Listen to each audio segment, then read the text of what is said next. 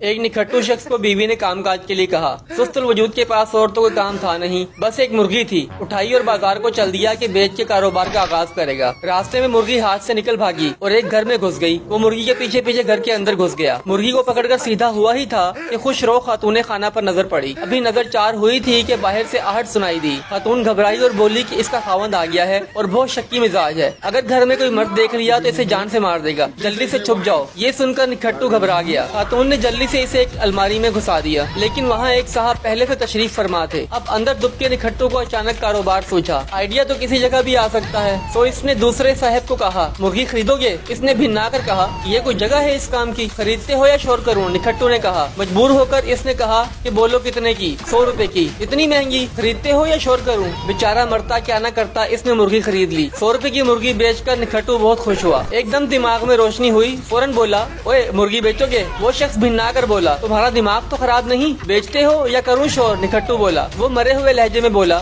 بتاؤ کتنے کی لوگے؟ 50 کی۔ وہ دانت پیستے ہوئے بولا، اللہ سے ڈر، ابھی 100 کی مجھے بیچی ہے، اللہ سے ڈر ہے تو یہاں الماری میں کیوں گھسے بیٹھے ہو؟ دیتے ہو یا کروں شور؟ نکھٹو نے مرغی 50 کی خریدی اور چپکا بیٹھ گیا، لیکن ابھی کہاں، ابھی تو بزنس شروع ہوا تھا۔ تھوڑی دیر بعد پھر، مرغی خریدو گے؟ اگر باہر بیٹھے عورت کے خاوند کا ڈر نہ ہوتا تو یہ اس کا سر پھوڑ دیتا، لیکن بے بسی سے بولا، کتنے کی دو گے؟ چلو کیا یاد کرو گے، 80 روپے دے دو، حالانکہ ابھی میں نے یہ 100 کی بیچی تھی۔ بے بسی کے شدید احساس کے ساتھ پہلے شخص نے مرغی خرید لی۔ قصہ مختصر، مرغی خریدتے اور بیچتے نکھٹو نے 400 روپے کما لیے اور آخر میں مرغی اس نے واپس خرید لی اور گھر آ گیا۔